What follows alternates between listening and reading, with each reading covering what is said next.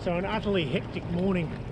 As we got to the western end of Alor Island, well, the wind dropped out. We had it for about an hour and then it dropped out again, so we ended up motoring.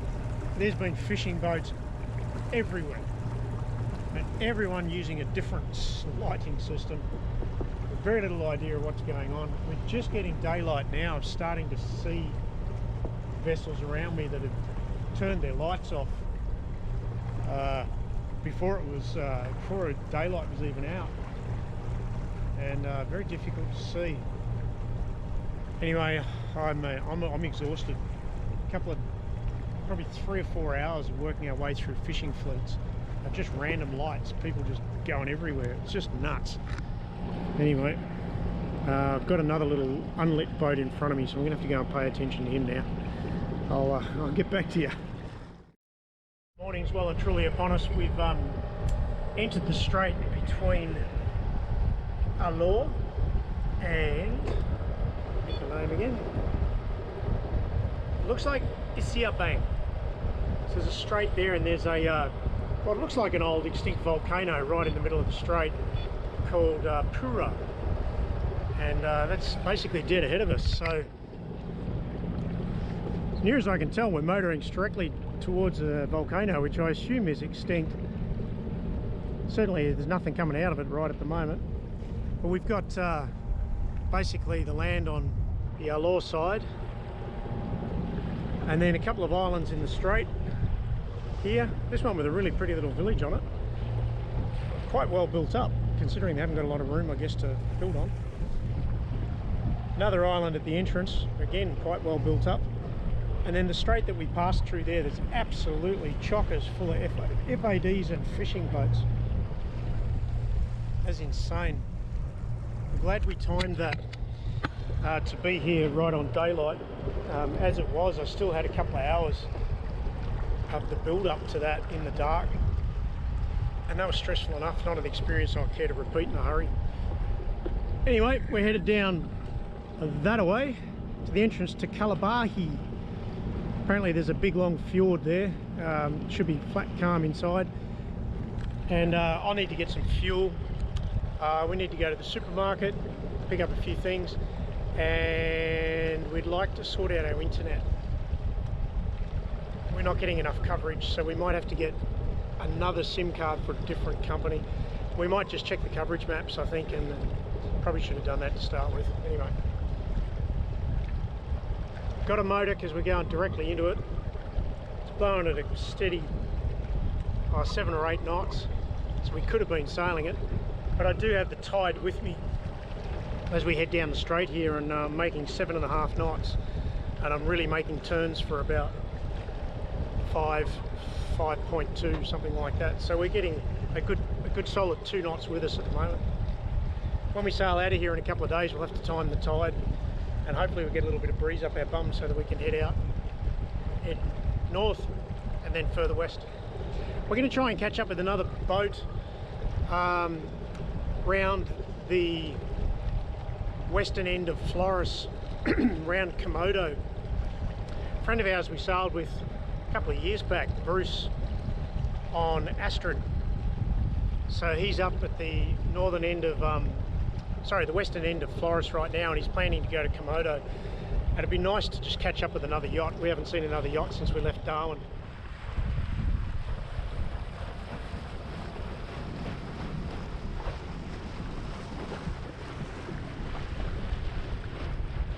The second time since we got here we're able to use the guide that we bought. Shows us Kalabahi, which is where we're going. We're going to try for Anchorage B there. Seems to be the best one for us. And the book, for those heading this way, is Cruising Guide to Indonesia, a pilot guide to Indonesian waters. Covers a fair bit, just didn't cover much from here to Salmaki. In fact, really just had here and Salmaki, that's about it. So there's about a 400-mile gap there where there's not a lot of coverage. That's mostly because there's probably not a lot of anchorages. Very few available, and very few boats head there. So, you know, the guy can only write up what he's seen and what he's done, so can't expect him to have gone everywhere. Anyway, so we're really blessed today. We not only have we got internet and satellite photos of the anchorage, we've also got a guide So I'm pretty confident we'll find the depths we're after as long as we can find room. So we're now anchored in this little bay. It's an interesting little bay, I guess. I don't think it's really got a name. It's just slightly east of Kalabahi. Got lots of little fishing boats, lots of houses fronting on. The water, although it doesn't look all that nice, is actually quite clear, and people have been swimming here most of the day. So it's a really pretty little bay.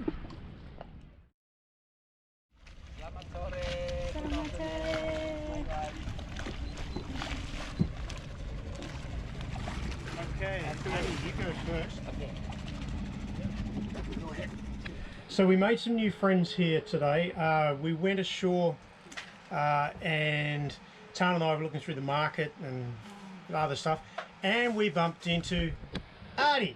Thank you very much. I'm Adi from Alor, one of the ugly and old men who can make Captain and his wife always smile. Thank you, my Adi. So Adi is really helping us out. So what's going to happen is we need to get 140 litres of diesel. Of course. Which is quite a complicated process here. So we're going to give Adi some money now.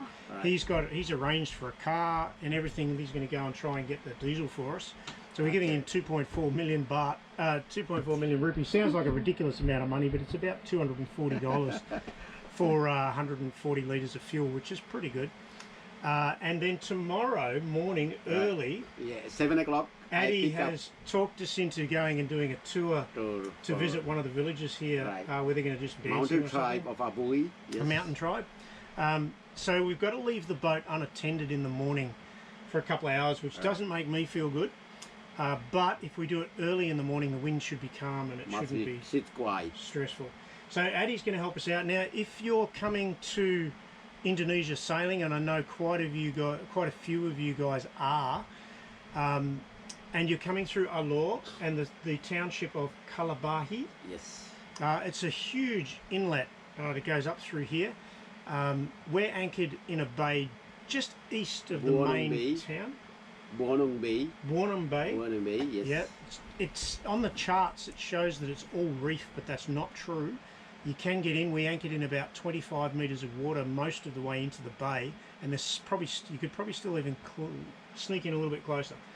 Anyway, my point is, if you're coming here, and I know, as I say, I know a few of you are, in the comments I'm going to put Adi's phone number, so you can contact him if you need to refuel.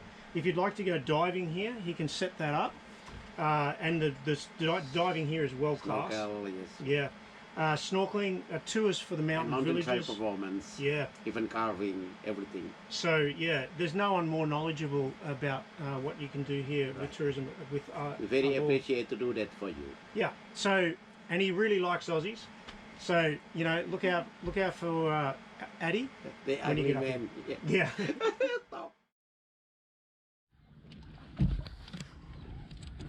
So worst nightmare this morning, well not worst nightmare, but nightmare this morning, woke up this morning to a bump on the hull. There's fishermen all around us. They've managed to get a net wrapped around our keel overnight. I don't know how on earth they managed to do that. Things were very well lit. Probably wrapped all around our anchor chain too. Oh.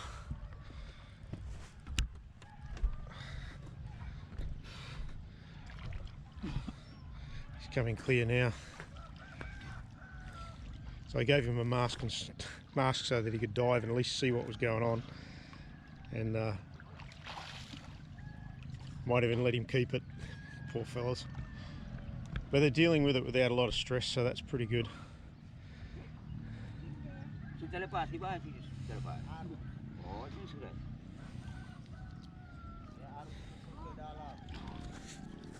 Hey! Success. Good job. Looks like they've got it clear. That's good. So the most important thing is don't stress out. You know, accidents happen. These guys are dealing with it. They're doing a good job.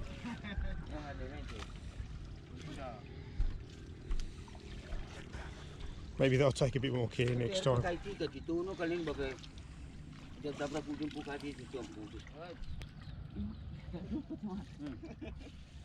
No, let him keep it, don't we? So he gets to keep the mask and stalker things, he dives for it. Thank you.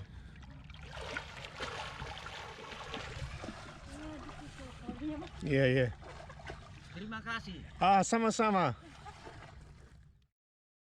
Addy has delivered on the fuel, 140 litres of diesel. That's fantastic. It's always a relief when someone follows through. And we were gifted these, which are obviously some sort of traditional Alor Island something or other, when we landed on the beach, which is really lovely. Now we're going to go for a bit of a tour out into the hill tribes and go and just check out what happens up there. Maybe for an hour or two, and then we'll come back to the boat. So yeah, really looking forward to today. It's going to be fun.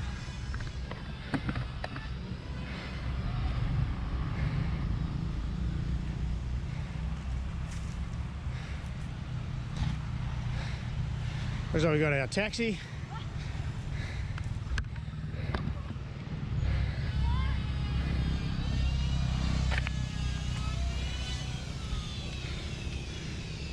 Hello, Addy. Thank you, my friend. What's ahead? Thank you, money. I've just learned that the gift that I was given, the scarf, is handmade. I was looking at it and I realised it was handmade. And then I was told that it was actually Addy's wife's grandfather's, and it's 33 years old. So I've been given a priceless gift from Money's grandfather. Terima kasih. It's very beautiful.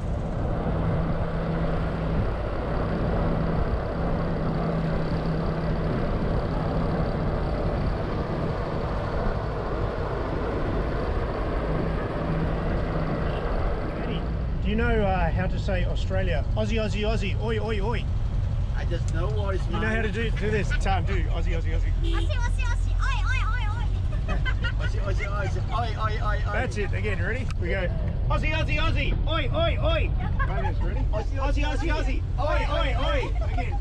Aussie, Aussie, Aussie, oi, oi, oi. Parantas apa? Mal bikasan kaya malay atas anak lahatang buya aku na rin pamasa pila kalali undong hataw na yo. Woo! Hut, hut. Hut, hut, hut, hut. Hut. Hut, hut. Hut, hut, hut. Hut. Hut. Hut, hut. Hut, hut. Oh, look. Have more dances. Ay! Mali ka ba sa mo?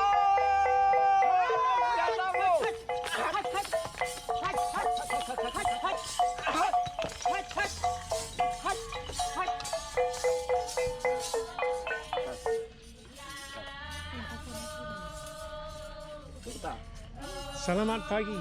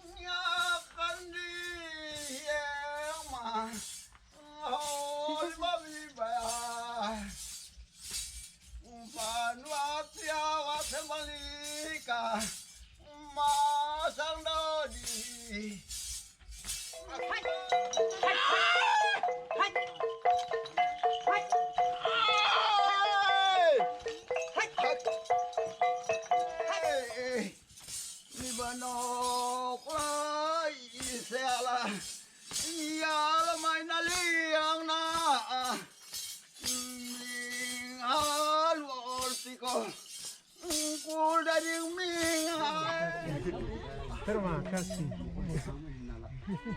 Terima kasih. Sama-sama. Beautiful. She's very beautiful. Cantik. Alor Madonna. Ganteng juga. Handsome. So we went from traditional to modern. 1, 2, 3. Oh, keren. There we go. Yoi. Wow. It's a tourist, thing to do to come up here and see this, but the people were genuinely lovely and they really enjoyed what they were doing, and we enjoyed it as much as they did. So anyway, time to go back. Oh wow.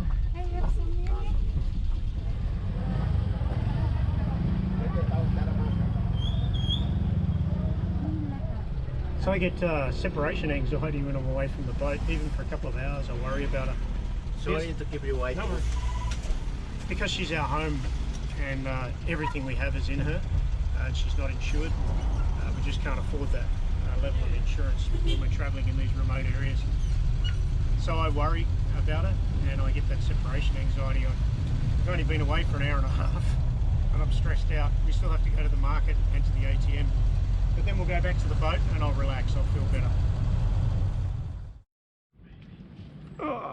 So this will be our last night here in Kalabahi. We've got friends Adi and his wife Mani coming aboard for dinner, probably about now, very soon. It was nice to make friends with locals, as best we can anyway. They'll never see us again, we'll never see them again, but it's always nice to be together. How beautiful is this?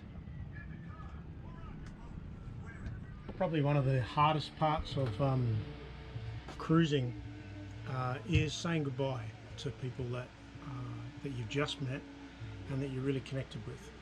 And Adi and his wife Mani were just wonderful people, just beautiful. Adi approached us in the street and started speaking English, and obviously we connected straight away. He's been invaluable helping us out and showing us around, and we've had them on board for dinner a couple of nights, both nights that we've stayed here at Kalabahi. But it is sad to see them go.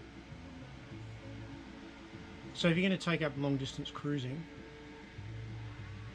don't isolate yourself on board. Find locals, find friends, but be prepared for the sad goodbyes. That's all part of it.